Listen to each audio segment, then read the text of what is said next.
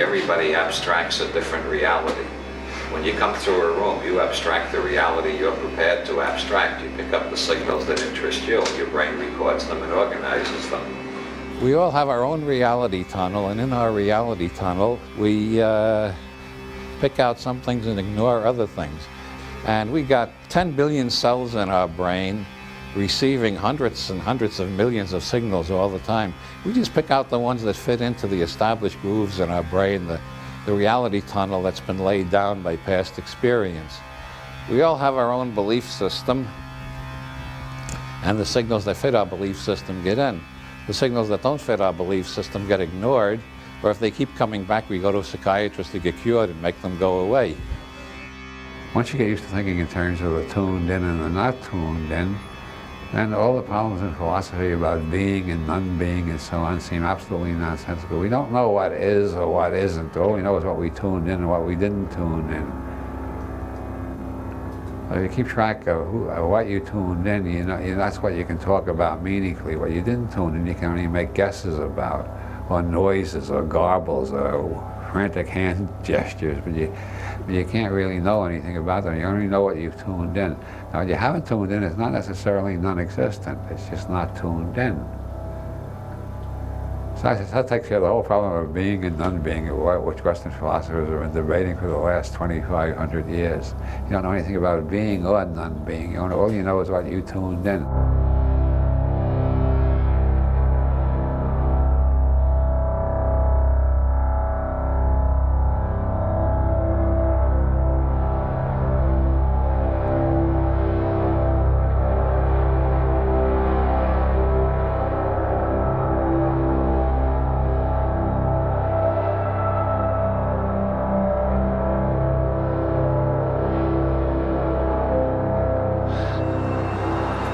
Well, to quote Bucky Fuller, I seem to be a verb.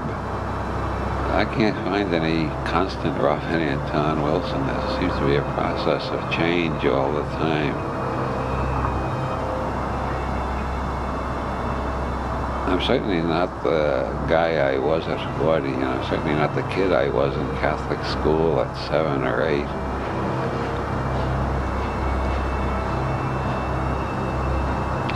I started out in a little tiny Irish Catholic ghetto in Brooklyn or Long Island, I'm not sure which.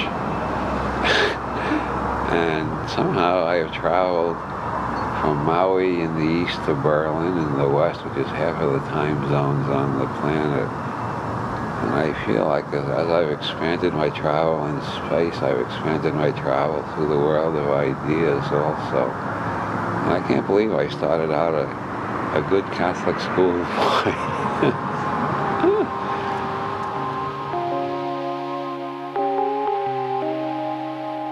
There must have been some good times. But when I think of my childhood, I just remember how frightened I was of the nuns in the school I went to, how sadistic they were. There was so much mystery and ambiguity about everything. That's why there's so much in my novels. But adults never gave a straight answer to a child about anything. Everything was lies, hypocrisy, evasions. I knew there was something going on they were hiding from me, and it used to scare me. I wasn't quite sure what it was. It might have something to do with the Wolfman or the Frankenstein monster. I didn't know what the hell it was. And I didn't trust them at all. At one point, sometime around 7 or 8, they admitted there was no Santa Claus. And as soon as I recovered from the shock, my next thought is, when are they going to admit there's no God? They never did. And I went back to believing in God under the hammering and pounding of the nuns up until I was about 13, I guess. I was a very obedient child. Everybody agrees to that. Everybody I can remember from my childhood. I started rebelling in my teens, and I'm rebelling more every year. I remember how old I was, 14, 15. Another unbeliever in myself. at Brooklyn Tech got into an argument with a student who was still a Catholic. And he said, if you really believe what you say, you would have the courage to ask God to strike you dead right now to prove that you believe he doesn't exist. And I got scared for a minute, then I went ahead and did it, and nothing happened, and I felt totally liberated. Fuck you, you're not there after all.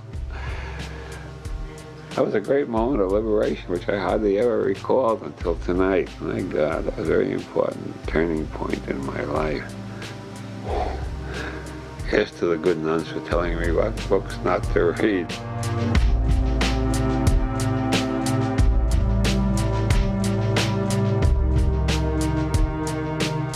Interacting processing. Interacting processing. Interacting processing. Friends, everything Pope Bob does puts things into a perspective, and not just a unique perspective, but the correct perspective! Because it includes all other perspectives. And so, my friends, I'm very happy and proud to present the Carl Sagan of religion, the Jerry Falwell of quantum physics, the Arnold Schwarzenegger of feminism, the Helen Keller of art and music, the Nelson Mandela of white supremacists, the James Joyce of swing set assembly manuals, of funerals, the Salvador Dali of assembly line workers, and folks, the Robert Anton Wilson of humanity. Praise God.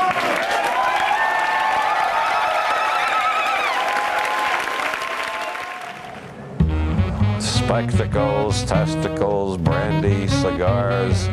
You're all popes. You're all absolutely infallible. I have the authority to appoint anybody a Discordian Pope because I'm a Discordian Pope. The first rule after you become a Discordian Pope is to excommunicate every Discordian Pope you meet. This is based on the basic Discordian principle, we Discordians must stick apart. Discordians don't have dogmas, which are absolute beliefs. We have catmas, which are relative meta-beliefs. And the central Discordian catma is, as I said before, any affirmation is true in some sense, false in some sense, meaningless in some sense, true and false in some sense, true and meaningless in some sense, false and meaningless in some sense, and true and false and meaningless in some sense. And if you repeat this 666 times, you will achieve supreme enlightenment in some sense. There are approximately 12 million Discordian popes now. Originally, Balaklips the Younger, the founder of Discordianism, had cards printed, and he'd just hand them out to everybody he met, making them popes. And then I printed the Pope card in the Illuminatus trilogy. But then I was living in Ireland, and the Pope came to Phoenix Park and announced, the guy who thinks he's the only Pope, he announced that bishops could give indulgences over television, which was a new thing in Catholic doctrine. And I got the idea, well, if they can do indulgences on television, I can do pontifications. And so instead of giving out cards, every time I got on radio or television, I made the whole audience popes. Eventually, we'll make every man, woman, and child on this planet a pope. Most religious people take themselves too damn seriously, which is why they act like such damn fools. I'm using the word damn deliberately for the paradoxical effect. Like I'm also a Buddhist, a Taoist, and a Confucian, as well as a Discordian, a subgenius, and a witch. I will officially announce that everybody in this room is now a Discordian Pope, just like me.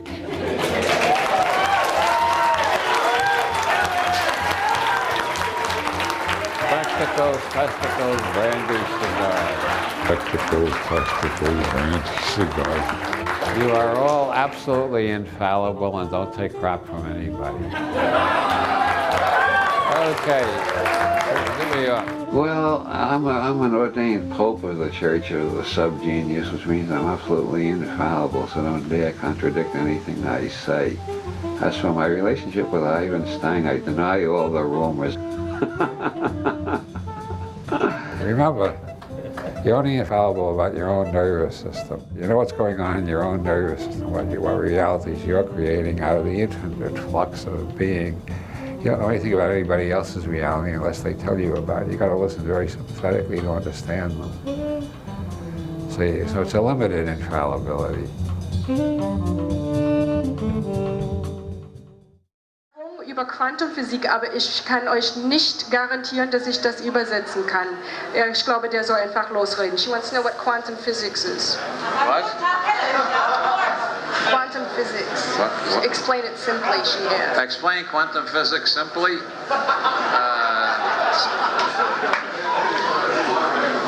When I moved from Los Angeles, I moved into what I thought was Santa Cruz. Then we had something stolen from our car, and we called the police, and it turned out we didn't live in Santa Cruz. We lived in a town called Capitola. The post office thought we lived in Santa Cruz, but the police thought we lived in Capitola. I started investigating this, and a reporter on the local newspaper told me we didn't live in either Santa Cruz or Capitola. We lived in an unincorporated area called Live Oak. Now, quantum mechanics is just like that, except that in the case of Santa Cruz, Capitola, and Live Oak, we don't get too confused because we remember we invented the lines on the map. But quantum physics seems confusing because a lot of people think we didn't invent the lines. So it seems hard to understand how a particle can be in three places at the same time without being anywhere at all. But when you remember that we invented all the boundaries, borders, and lines just like the Berlin Wall, then quantum mechanics is no more mysterious than the fact that I live in three places at the same time. No Chinese raised on I Ching has ever found quantum mechanics puzzling. It's only puzzling to people raised on Aristotelian logic, where things are either A or not A. In the I Ching, things are A and not A at the same time. With quantum mechanics, you can prove that light is made out of particles experimentally. You can build up a whole mathematical theory of light traveling in little particles called photons, and you can do experiments, and the experiments will give you a pattern showing that light is traveling like particles. We've also got a whole mathematical theory built up showing that light travels as waves. And we've got experiments that will show you that light travels as waves. As one physicist in the 1920s said, it looks as if the damn light is waiting to see how we're going to do the experiment and then deciding which way it's going to travel. Schrödinger said, I wish I never got mixed up with this verdammte quantum Springerei, this goddamn quantum jumping. The modified Copenhagen view is light is neither waves nor particles until we look, and then it adjusts itself depending on what we're looking at it with. An electron is not anywhere until we look. And when we look, the electron decides to be somewhere as long as we're looking. As soon as we stop looking, the electron is everywhere again.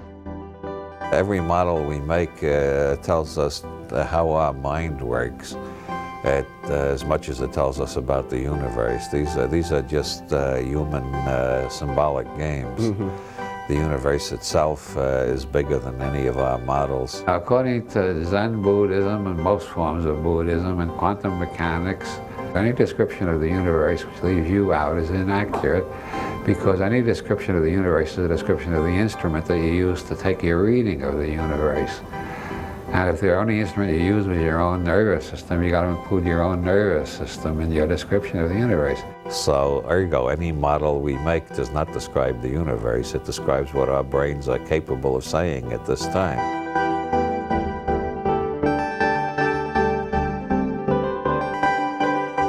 Long before quantum mechanics, the German philosopher Husserl said that all perception is gamble. Every type of bigotry, every type of racism, sexism, prejudice, every dogmatic ideology that allows people to kill other people with a clear conscience, every stupid cult, every superstition-ridden religion, every kind of ignorance in the world all results from not realizing that our perceptions are gambles. We believe what we see, and then we believe our interpretation of it, and we don't even know we're making an interpretation most of the time. We think this is reality. In philosophy, that's called naive realism.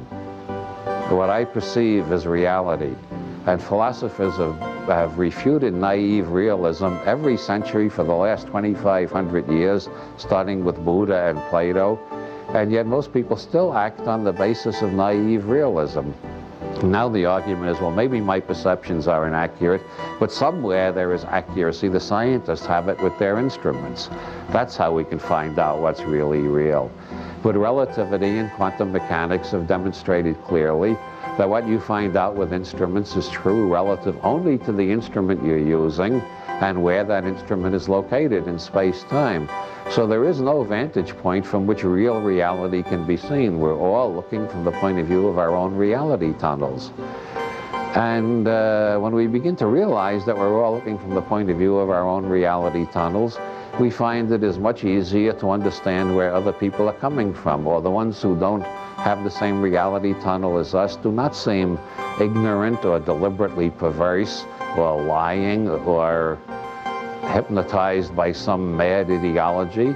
They just have a different reality tunnel, and every reality tunnel might tell us something interesting about our world if we're willing to listen.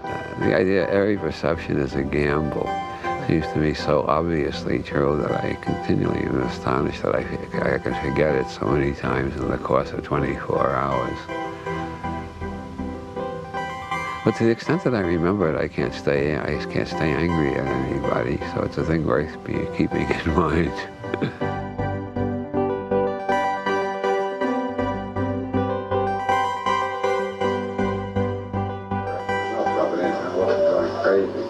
Not just rubbing it, I also experimenting with also the reality coming out of that whole philosophy of So when you were younger, now that's you now. Probably about 90% of the time, and that's what's wrong with the plan. Oh yeah, my last birthday seems like a dinosaur. I seem more like a dinosaur myself. Well, you know, we're all rapidly turning into dinosaurs. Sometimes I feel as old as the Mojave Desert. Sometimes I look in the mirror and I think I look like a dead mule. That's only when I first get up in the morning. It was right this morning for about an hour after I got up. That's about all. You just took a little bit of muffin in the morning? And... I took a little bit of muffin. It hasn't bothered me since. I haven't taken any more muffin.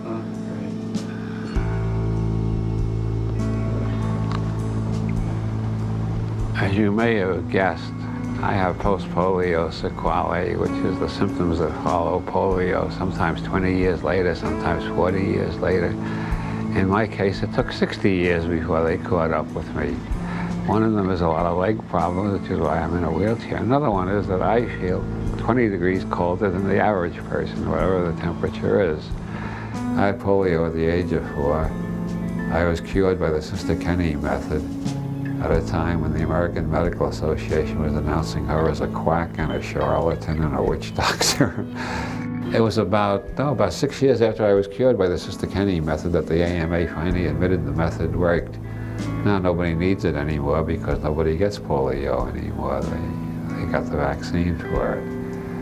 But I knew all my life I had post-polio syndrome, but it was always mild.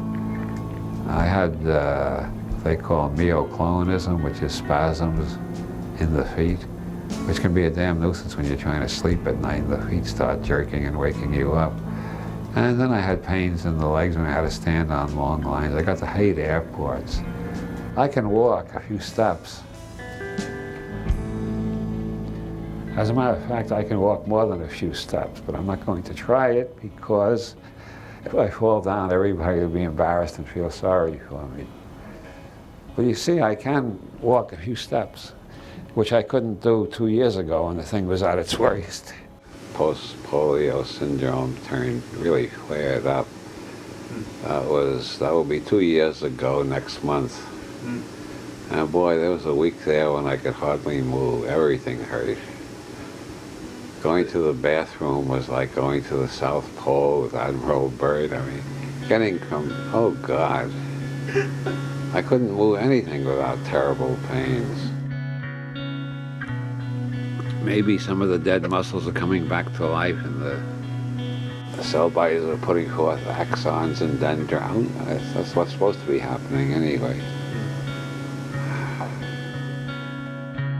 Somehow dealing with the post-polio has given me a greater self-esteem, as they say nowadays. I feel, hell, I'm dealing with this very well. I feel pretty good about myself. And I still have time to think about other people, which is very important. The worst thing about illness is it makes you self-centered. I don't think that's happened, really. So I think you can get a lot out of an illness.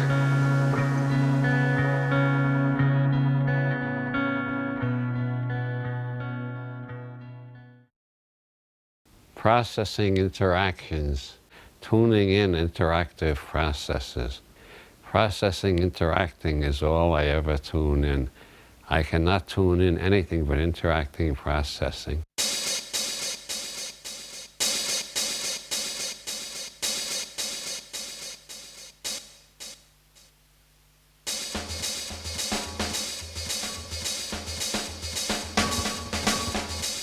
The biggest thing I got from Bob is that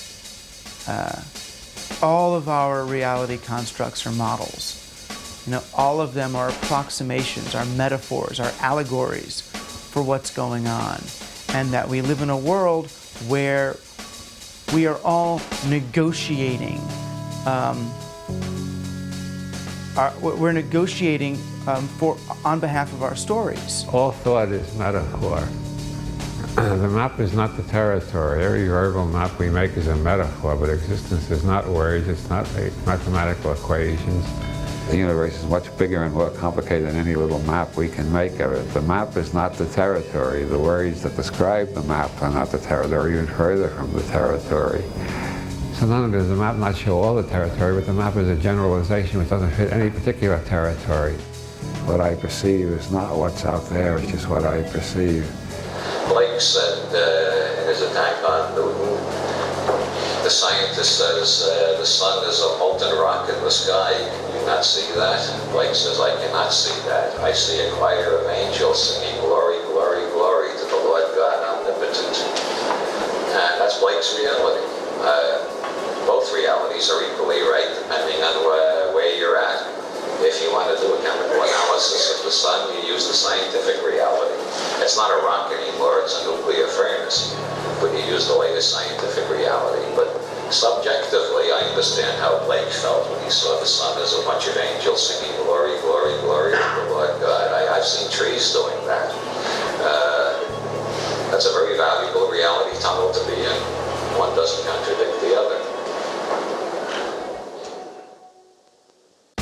You know, we each create a story, a narrative, a picture, an allegory, a model for what's going on here, and then we fight, sometimes to the death, to make others, if not believe in that model, we fight to be able to keep believing in it ourselves. So we try to erase contradictory evidence to that model. I agree with the Buddha. There is no meaning in life. Meaning is in sentences. Meaning is in symbols that symbolize life. Life itself does not have a meaning because that's what meaning refers to. Meaning refers to life. To look for meaning in life is like looking for trees on a map. You can find squiggles that represent trees. When you find the trees there, the squiggles only represent the trees. Or the rivers. You can't wash in a river on a map. You got to find a real river in the non-map world. Is that clear? I'm trying to make a difference between the words and the metaphors and the existential experiences. But it also becomes where I end up kind of parting ways philosophically with him too. You know, I get the feeling that Bob is not just aspiritual but anti-spiritual. You know, he doesn't believe in God or spirit or a special super reality connecting us all. because it's not there, because it's not evident, because it's not apparent. And I feel in a way like Bob's worldview, having passed through the chapel perilous of wonder, that his view now is that, well, there's nothing. This is it, period. As far as I'm concerned, the idea that there's nothing is just another what if. It's the skeptic in Cosmic Trigger. It's the skeptic's worldview, but it's just a worldview, and I don't think it's any intrinsically safer. I have heard it said in a critical way that Robert Anton Wilson doesn't believe in anything, and if that is true, then I applaud him for that, because that is the hallmark of a truly free man. As long as you subscribe to a dogma, any dogma, no matter how benign, you will never be free.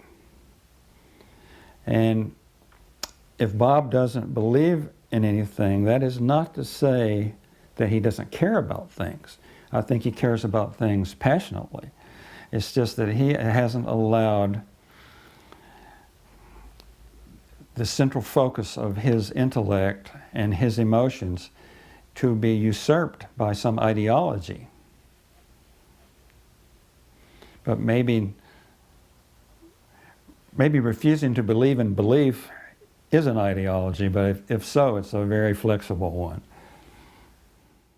Non-simultaneously apprehended interacting processing. I see no nouns, I only see verbs. Not only do I seem to be a verb like Bucky Fuller with the whole universe, scenario universe seems to be a verb. Interacting, processing.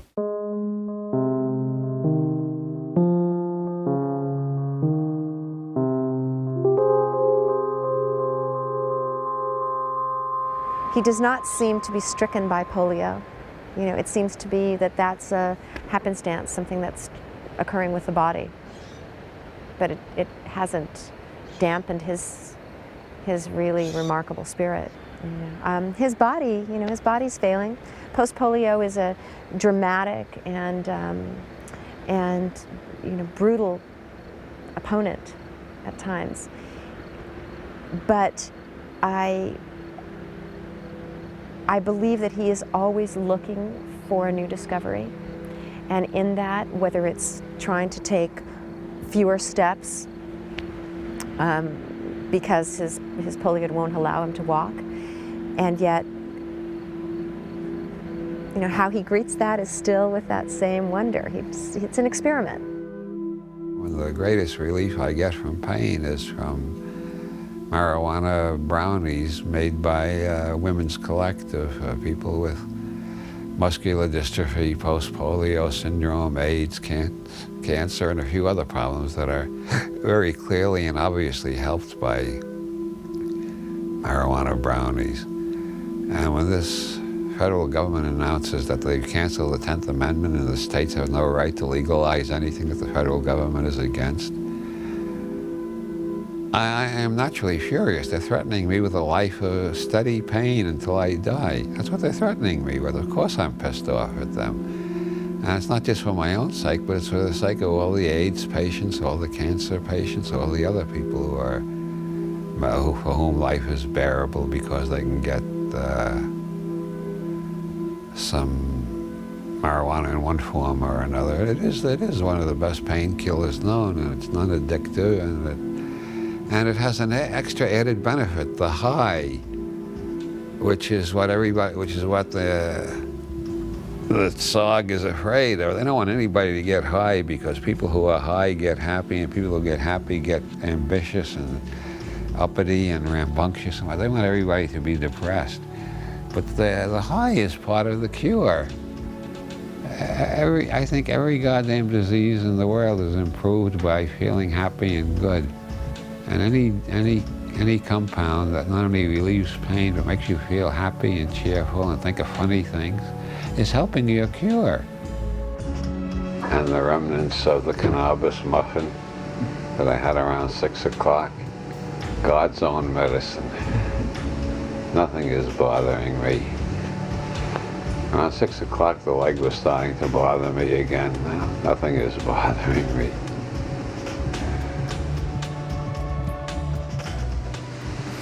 Most of today I spent on the couch. Oh, yeah? Listening to the Atmospheres channel. That's New Age music. I don't know why. Sometimes I listen to light classical. But today I was in the mood for Atmospheres. I was doing visualizations. Oh, yeah? Yeah, I was trying to, as the music, following the rhythm of the music, I had lights flowing up through my body, trying to cure the pain in the leg. Between that and the muffins, I finally got rid of the pain, but it took a long time. Sometimes it's quicker than others. I think pain is a mistake. If I had been around at the creation, I would have had a lot of helpful suggestions, as Mencken said. And I would have said, we don't need pain. Just put a little neon light on the fire that lights up and says, see a doctor. And the friend says, hey, your sign is on, go see a doctor. You don't need pain to tell you.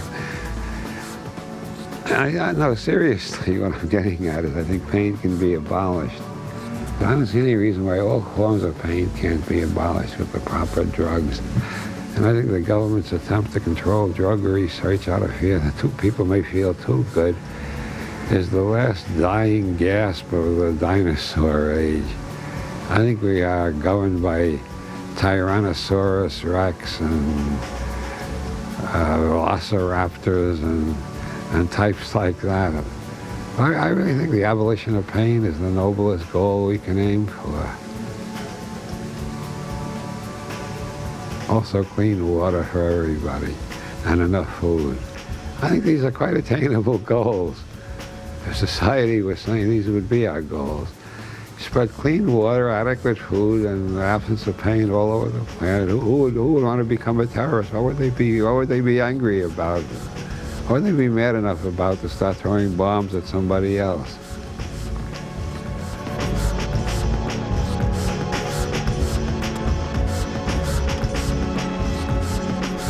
What about the eye in the triangle? It's rather inconspicuous, and I just want to point out how often the eye in the triangle is there. It pops up frequently, and this, of course, is the symbol of the Illuminati, the alleged secret society that controls the whole world, according to a lot of occult theories.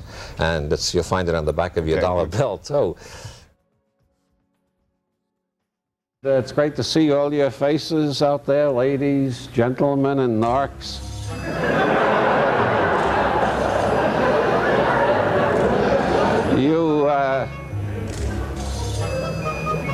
Everybody look around and see if you can spot the narcs.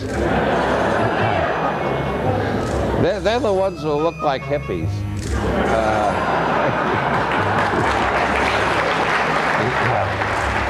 For a person who's an expert in conspiracies, you're probably the least paranoid person I've ever met. You have all the data, but none of the fear that most everybody else who's involved in conspiracy theories. Well, my belief is I don't believe in one big conspiracy that runs everything. I prefer to think there's, at minimum, at any given time, there's about 24 conspiracies afoot. And as far as I have been able to discover in all my years of being involved in, more or less unwillingly in this field, I cannot find any proof of any conspiracy that really existed, was really brought into court and convicted, that lasted more than 10 years before everybody double-crossed everybody else and the conspiracy fell apart. When you define the power elite as somebody else, I regard that as a loser script. I define the power elite as myself and my friends, and that's a winner script. And the way to accomplish things is with a winner script. I define myself as a winner, I define my programs as winnable, and I count on the stupidity of whoever seems to be in power to undo them eventually, because as I said, every conspiracy has a natural lifespan. Every conspiracy collapsed by double crosses from within or by superior cleverness by rival conspiracies. And stupidity has a definite evolutionary function. I am all for abolishing stupidity, but before it goes, while there's still a lot of it around, we should pay tribute to it. the strongest conspiracy on the planet is the conspiracy of the stupid. Yeah. To prevent schools from educating their children, because they want their children to be as dumb as they are, to prevent television from putting anything intelligent on as much as possible. What is it about the human psyche that seems to be drawn towards these conspiracy theories? Is it some love of the unknown, or some idea that there may be forces out there that are controlling our destiny? Or well, I think there are three factors. A, nobody likes to take the blame for their own problems, so they look for somebody else to blame. And if you can find a big enough group, you've explained everything in your life that doesn't work. That's the parental conspiracy theory. Yeah, it's right? not your fault. It's the fault. Yeah, if it's not your fault or your parents. It's the Jesuits, the Freemasons, the Jews, the Bilderbergers, the Council on Foreign Relations, and you got a lot of wide choice to pick who to blame. Rich white men. Yeah, as long as you don't have to blame yourself. That's one motive, and another motive is that we are living in very weird times. The world is changing faster and faster, which I think is due to the acceleration of information flow in the modern world. Information is increasing, and the transmission of information is going faster and faster due to internet and the whole computer revolution, which means that most people are living in a world they can't understand. And when people can't understand something, they tend to go for sinister explanations of it. Somebody is manipulating things in a way I don't like. Mm-hmm. That's the way people feel when things change too fast and they can't understand it. And the third reason is, of course, that there are lots of conspiracies around. None simultaneously apprehended. Apprehended none simultaneously, interacting processes. Interacting processes apprehended none simultaneously. Let me switch gears with you a little bit. I'd like to talk about your interest in occultism. You've been a student, quite a student, I think, of the writings and teachings of Aleister Crowley, who was a writer about occult magical rituals. And I believe you've participated in a variety of magical rituals. What's that about? Well, the background is I believe that what we perceive is based on the culture of our parents and our teachers and the people around us and on the language we speak. And I'm interested in ways of changing perception. And I have a lot of exercises I've tried for changing my ways of perceiving the world and myself. Crowley's system of magic is a system of fucking with your brain until the impossible becomes possible, and you get out of your imprinted reality tunnel into an infinity of mirrors where anything is possible. I think the major thing you can learn from Crowley is how to change your focus and look through different grids, different reality tunnels, as Leary would say.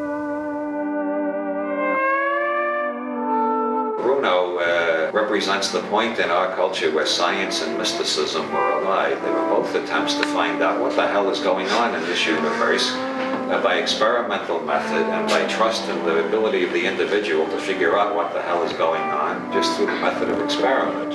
And anyway, that's the background is experiments on altering consciousness and perceived reality tunnels. In Bruno's day, it was the three terms were divided up differently. You had science and mysticism on one side and religion on the other side. Science and mysticism were allied in their struggle against religion. Science and mysticism were both based on experience, and they were both based on respect for the individual. The idea of science and mysticism was go out and discover for yourself. Find out what works. Find out how the universe is actually structured and how you relate to the structure of the universe. And so there were basically two areas of scientific exploration, the external and the internal. But they were both pursued by the same method, the experimental method. Originally, I was just trying to find out what the hell is a mystical experience. But then I very soon got the idea of re-imprinting, and then I got the idea of using Crowley's magic along with the re-imprinting. Ritual is to the internal sciences what experiment is to the external sciences. Mysticism understood in that way is basically a branch of science. It's a branch of neuroscience, what Timothy Leary calls neurologic. as distinguished from orthodox neurology, which involves dissecting animals or dissecting corpses or something. Neurologic is studying the nervous system directly by varying the parameters on which your nervous system functions. There are different levels of reality, obviously, and the psychedelic level is one of the most fascinating ones, one of the most erotic, one of the most mystical, and above all, one of the funniest. I recommend it highly to everybody over 40. I'm not going to repeat Leary's mistake. I don't recommend it to anybody under 40. Over 40, you're on your own. You're responsible for yourself. Don't blame me for it.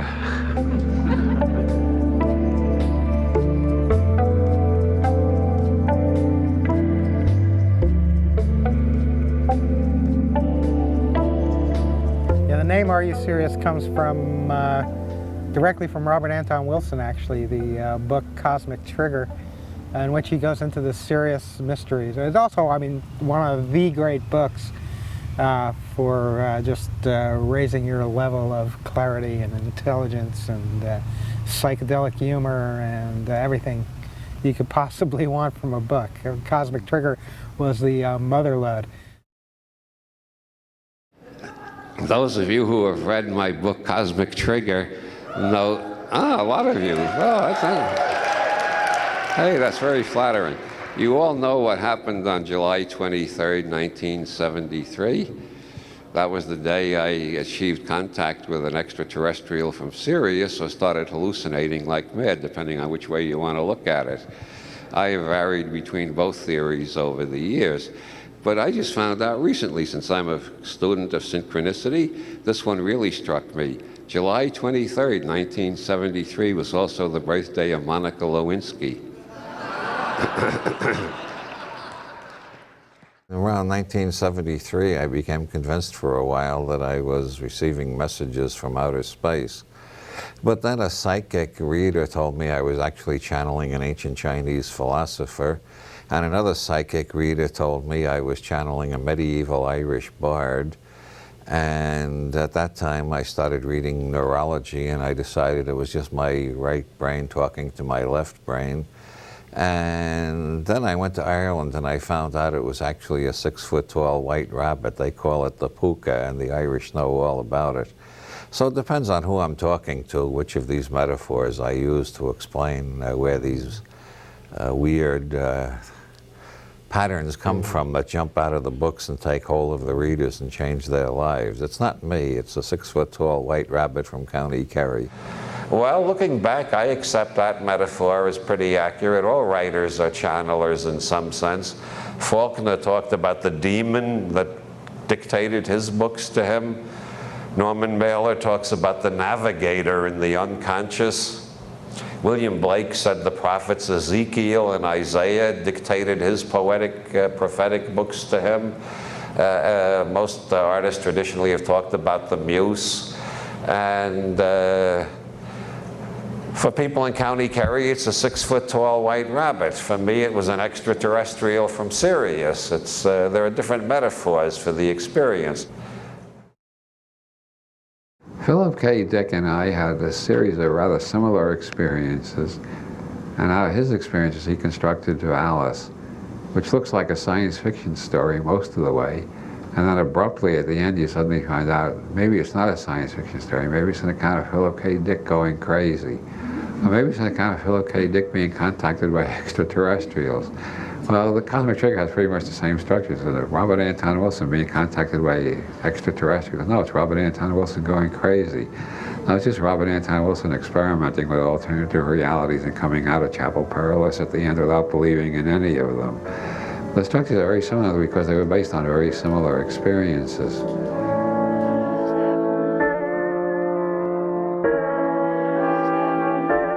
I woke up after doing a ritual to the Holy Guardian Angel. I woke up with this vivid memory of this guy with a long white beard, long white beard, like Mr. Natural. As an old white man, looking rather like Jehovah in the illustrated Bible, writing on a blackboard things about time that I was supposed to memorize. Sirius is very important to you. And I went to the town library and looked up Sirius and all the astronomy books. And I found out July 23rd is the day when Sirius seems to rise behind the sun from scenes from Egypt, and the beginning of what they call the dog days. Why did I have that dream on the day connected with Sirius? What had I invoked? It influenced my way of experiencing the world. Completely. And there were flashes of psychic ability which I, to a degree, I never had before or since. Well, let's say I believed it passionately for a couple of months. Then I began to have doubts, and then suddenly I had this flash of insight about 2.5 years later. My God, this is the same sort of thing that's recalled by different names in different traditions. Because it's been going on all over the world for centuries. And every shaman has an ally, and I was an apprentice shaman. I had to find an ally, and I found one. Boy, did I find one.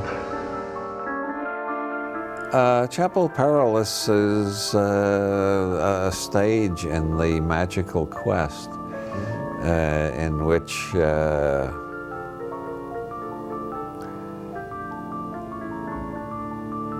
maps turn out to be totally inadequate for the territory, and you're completely lost.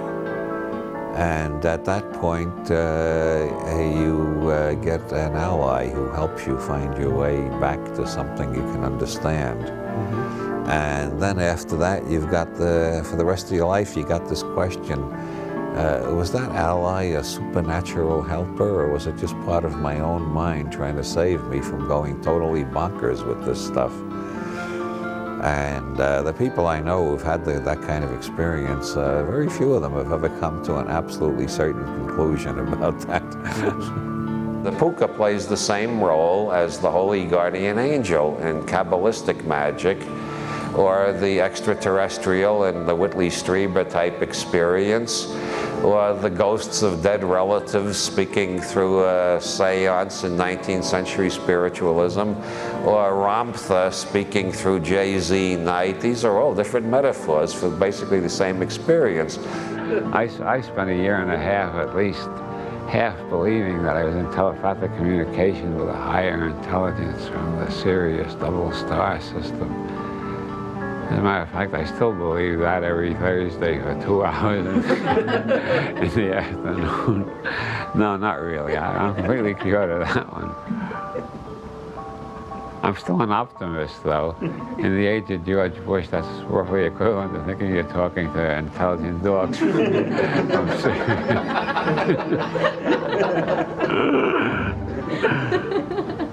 Of course, there was no confusion in 1973 about giant rabbits and extraterrestrials, but that was only temporary. You might say it hasn't ended yet. I'm still trying to figure out what the hell is going on. I like the giant rabbit from County Kerry because there's no chance anybody will take that literally. Anything else I say they might take literally. How about yourself? That's another reason I like the giant rabbit from County Kerry. I'm not going to take him literally. Well, not too literally. Sorry about that, Ari.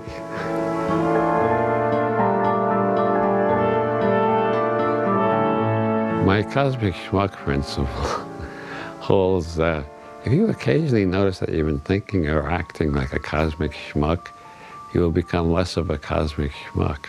And the more often you notice that you're thinking and acting like a cosmic schmuck, the less of a cosmic schmuck you become. On the other hand, if you never, never, never suspect you might be thinking or acting like a cosmic schmuck, you will remain a cosmic schmuck for the rest of your life. E prime is English without the use of any form of is or being. We're trapped in linguistic constructs. All that is metaphor. I believe somebody said that before me. I've decided we can't get beyond words. What we got to do is get more cynical about our words. You'll find that by dispensing with is and trying to reformulate without is, you just naturally fall into the kind of expression which is considered acceptable in modern science. Also, it's the type of consciousness that Zen Buddhism tries to induce. Using E prime, you will understand modern science and Zen Buddhism both a lot better than you've ever understood them before. Martin Gardner has written a long essay proving that to think like this will destroy your mind. I think it adds tremendously to clarity. I am removing the is from my writing more and more. Removing it from your speech is even harder. Instead of thinking the grass is green, to think the grass appears green to me. And this saves me a lot of time, by the way. I don't get embroiled in arguments like Beethoven is better than Mozart, or rock is better than soul. I define such things as meaningless. And so people get into arguments like that. I just say, well, Beethoven seems better to me than Mozart most of the time. But I don't say Beethoven is better than Mozart. I return to E prime in my thinking whenever I find myself getting angry at somebody or feeling depressed or hopeless or having negative emotional states in general. Once you put them in, and once you take out all the ises out of all your negative statements, you find out they're all relative to how you feel at the moment. People would, by and large, act the hell a lot more sanely, and especially if they, when they got rid of is, they put maybe in more sentences. I think if everybody used maybe more often, the increase in general sanity would be absolutely, it would seem absolutely astonishing and completely flabbergasted everybody. What the hell is this? We suddenly got a planet full of sane people? When did that start to happen? I didn't even notice it. You just listen to the craziest people on the news and on television, or the craziest columnists in the newspapers. You notice they never say maybe. They're always quite sure. And they always know is. And they never say seems. They always say is. I'm continually astonished at all the people in the world who think they have the answer to everything. None of them ever suspect they might be cosmic schmucks and have the wrong answer. And I find the only explanation that makes sense to me is in Korzybski's Science and Sanity. These people don't know how to use language properly. They're using language in an overly dogmatic way, which sets their brain into overly dogmatic modes. So they think dogmatically, they perceive dogmatically, they even smell dogmatically, they hear dogmatically. They're locked in a trap of fixed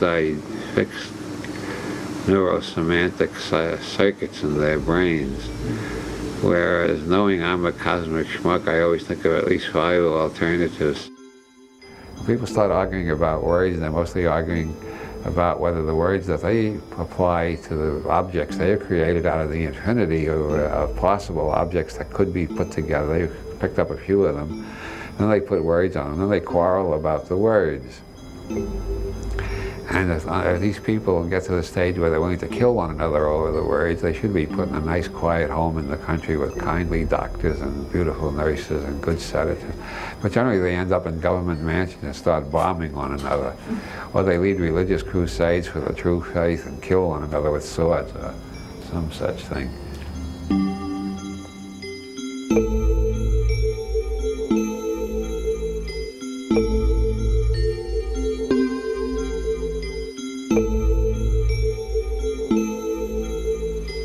I think Pope Bob might have a consistent message in his work. Does he have a consistent message? Maybe. Maybe that's the message. Nothing is truly consistent. There are no absolute yeses or absolute nos. There are probabilities and strong maybes and weak maybes. But maybe if we all said maybe more often, the world might be a saner place. Pope Bob has certainly been able to weave a certain magical spell using nothing but logic. And what is logic, you ask? Why, nothing but magic. As Ezra Pound writes in one of the latter cantos, the water bug's mittens show on the bright rock below him. Duh, interaction. You don't have the water bug's mittens on the bright rock without the water bug, the rock, and the sun to cast a shadow. And of course you need a planet that will produce a water bug and a rock, and you need human eyes to see it all. That's Tao De, interacting processing. One of the introductory koans in Zen Buddhism. Who is the great magician who makes the grass green? Who is the master who makes the grass green? Who creates every reality we experience? The word yoga means union. Yoga comes from the same root as the English yoke, two things hitched together. And you need a human brain. Dogs see grass differently. After all, you need a human brain and you need the grass hitched together to make the yoga, which we call the greenness of the grass. Now, everybody thinks it's very hard to be a mystic. You got to go through a hell of a lot of effort to realize your union with everything. But actually, you're experiencing your union with everything all the time. Otherwise, you wouldn't be experiencing anything. You make the grass green. You make your highs and you make your lows. But you don't do it alone. You're making it out of your union with the universe. And so everything is a coincidence of contraries. It's a coincidence of you being there and the universe being there. And everything is one at the same time, because there's no green without the grass and there's no green without you. So the greenness is a transaction that ties you and the grass together.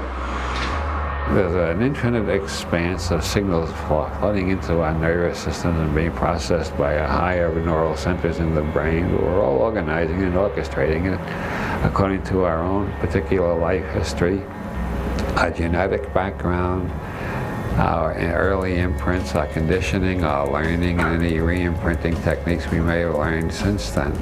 So we're all living in different worlds. It's astonishing that we can communicate it all. But you are the co-creator of the sight you see, the sounds you hear, and your general impression of the universe. Our experience is generated by us. We're not generating it out of nothing, but we are generating it.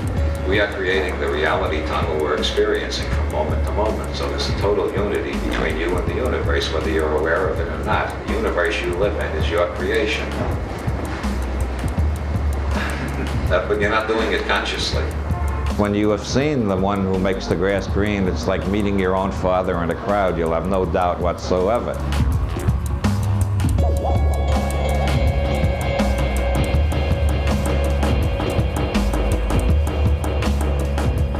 Nasruddin went galloping through Baghdad one day on his donkey.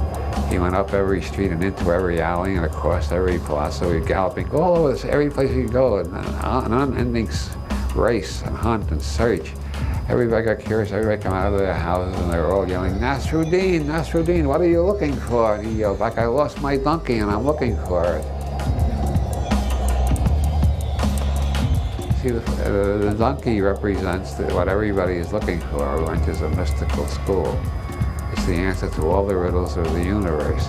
And you hunt for it east, west, north, south, up, down, every way you can imagine. All the time it's carrying you around. It's the human nervous system which takes out of the infinity of the universe the little reality tunnel that you consider reality, which is your creation and which you think is the whole of the universe. Unless you've been through a Sufi school or studied general semantics or did a lot of Zen meditation or dropped LSD once or twice, then you realize the universe is much bigger and more complicated than any little map we can make of it. The map is not the territory. The words that describe the map are not the territory, even further from the territory. What I've been doing is trying to put the donkey on your back in such a way you'll never forget the master, the great magician who makes the grass green, the one who creates the whole universe you live in. Interacting processing, Tao De.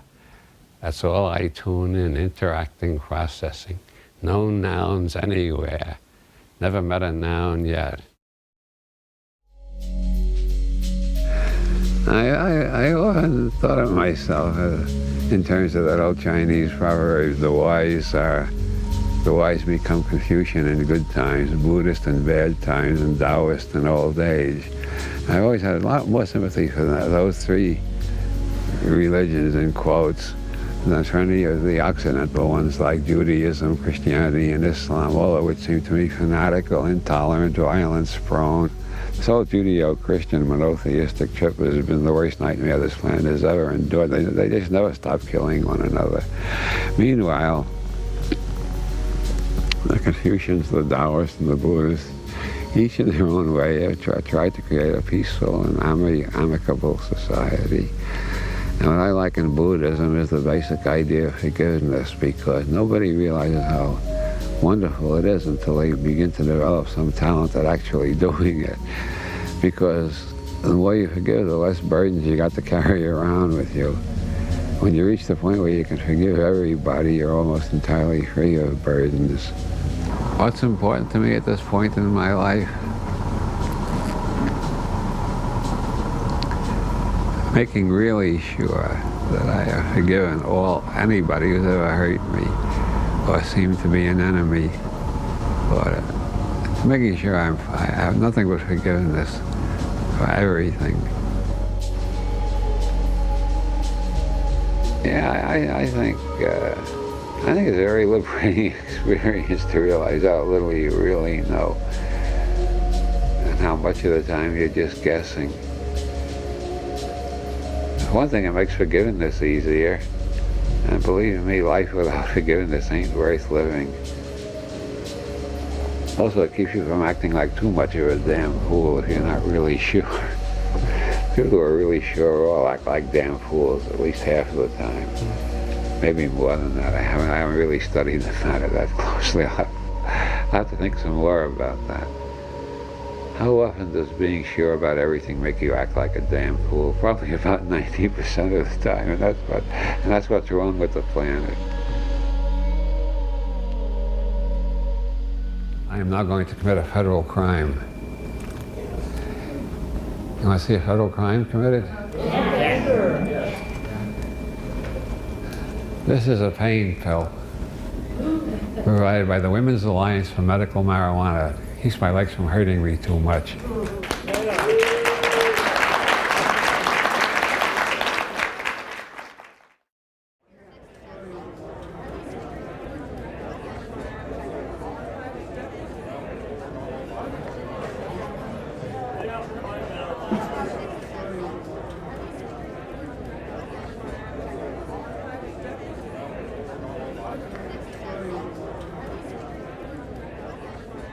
Tell me why you're here today and what you hope to achieve. Well, in the first place, I hope to get to my medicine so my leg won't go on hurting the way it's been since they cut off my supply.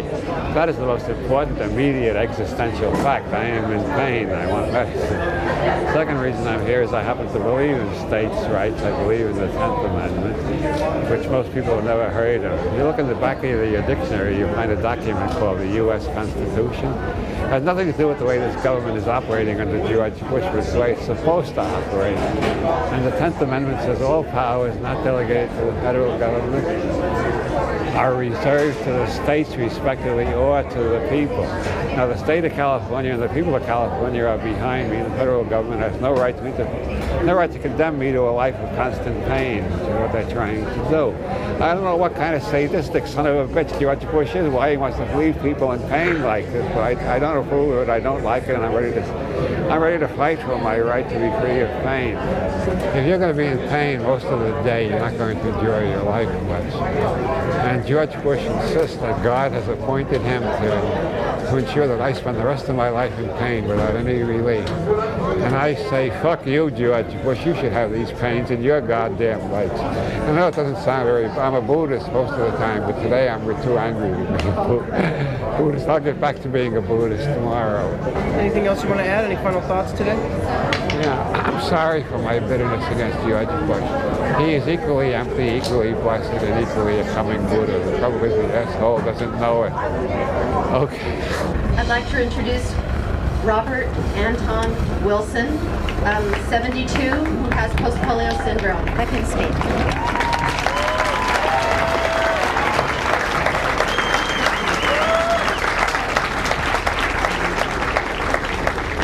I am indeed Robert Anton Wilson, and I do indeed have post-polio syndrome, but I am not 72, I am only 70. And I will go get my medicine after saying I like that sign. I will pick up my medicine after saying I like it. Of all the signs out there, the one I like best is the one telling the government to read the 10th Amendment. The 10th Amendment says that all power is not delegated to the federal government or reserved to the states respectively or to the people. Nowhere does it say that a goddamn czar will be in charge of my medical care and interfere between me and my doctor. Anybody in Philadelphia in the 18th century who suggested putting something like that in the Constitution would have been considered a raving lunatic. This Constitution was not created to establish a czarist tyranny. It was established to create a free society.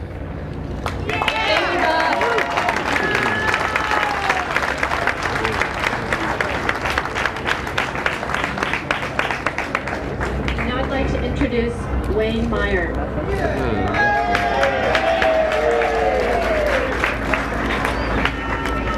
My name is Wayne Meyer. I've been HIV positive 18 years. I think my writing comes out of anger and optimism. Anger at the stupid, maniacal, or corrupt crowd that's running the world at present, and optimistic about the opportunities that are so real. This, as I say, is the result of my outrage, my horror, my grief, and my anger at the way the world has been going lately, and my continued optimism that maybe enough people can wake up on time to change the direction we're going in. So I got both optimism and anger, which I think is a good mixture.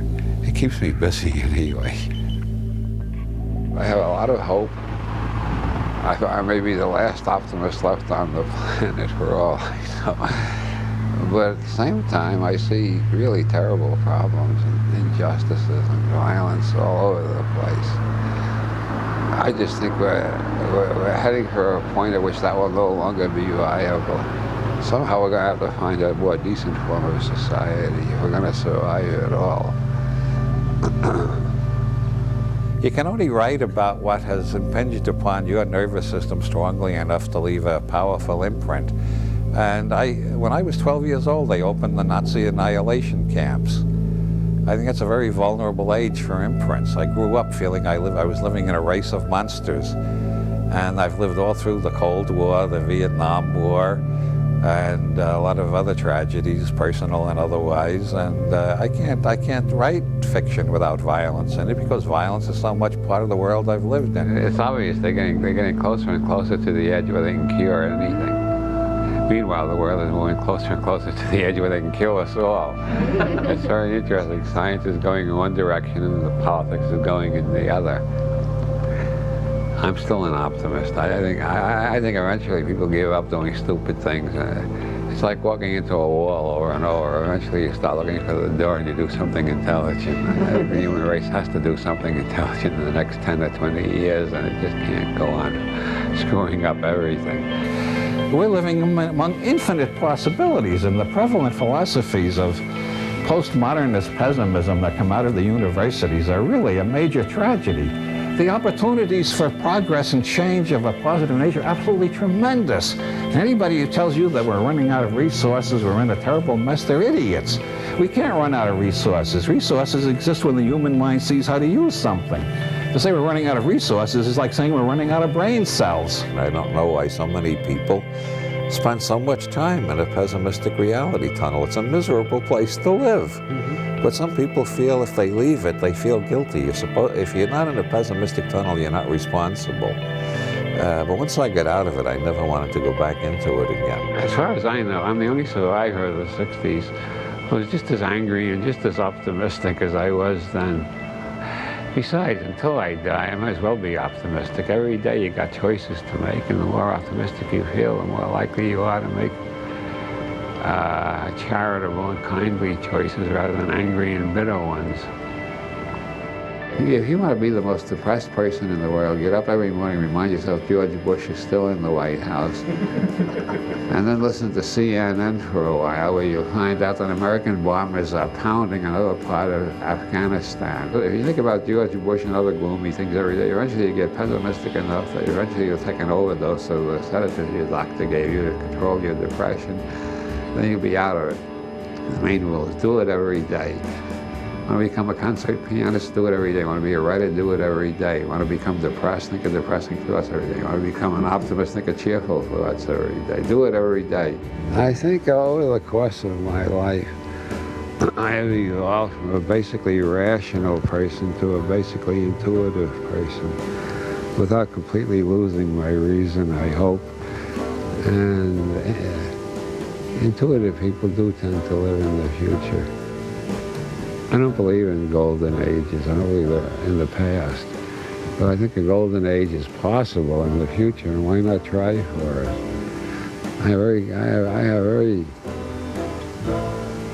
I think Bernard Shaw calls it the life force. I got this tremendous drive to try to do what I can to add my contribution to making a much better future than the history of humanity has been up until the present.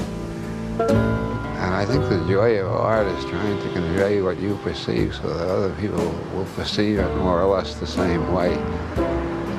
Art is a form of seduction. I mean, there are rapists in the intellectual world. They become politicians. The seducers become artists. We try to seduce people into our reality tunnel instead of leading them there with a gun. But we are trying to get them into our reality tunnel or our reality labyrinth, or whichever it is. In my case, it's a reality labyrinth.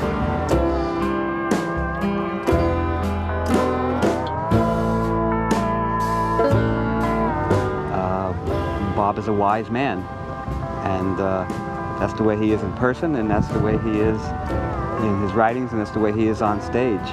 At events where Bob was a speaker, and I've just seen people come up to him and be grateful to him for having awakened them. I think he has served the purpose of being an alarm clock to people's psyches, and they appreciate that because the whole culture seems to be aimed at lulling them to sleep. And so a human alarm clock is a very welcome sound and sight.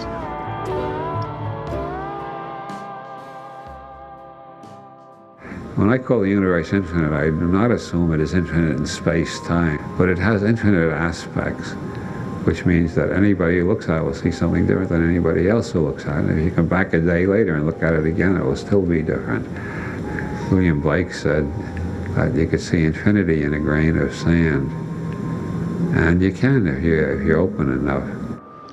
Everything that gets into your brain affects your reality tunnel, your worldview, or your belief system, which I abbreviate BS. The three major things I've been trying to teach in all of my books is never believe fully in anybody else's BS.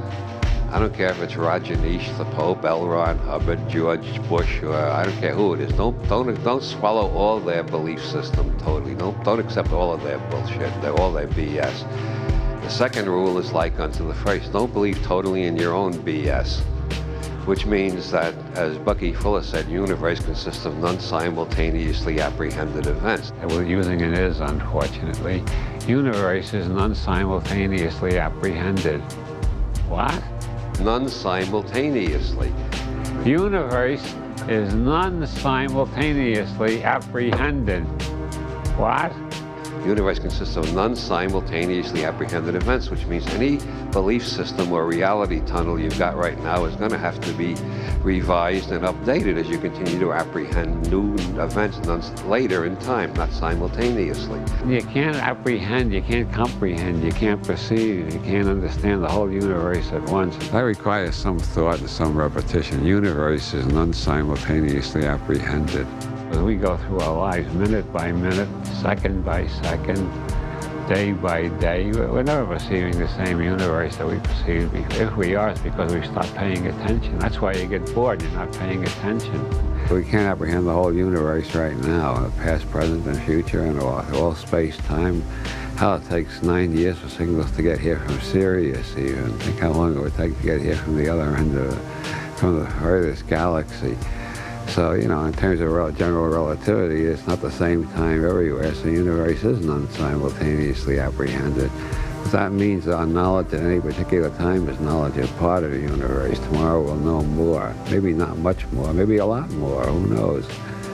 I might turn on CNN tomorrow morning and find the greatest scientific discovery of the last 5 million years has just been announced. Now, who knows? And then again, it may take 20 years for the breakthrough of that magnitude, but scenario universe is none simultaneously apprehended, which is why we need maybe logic.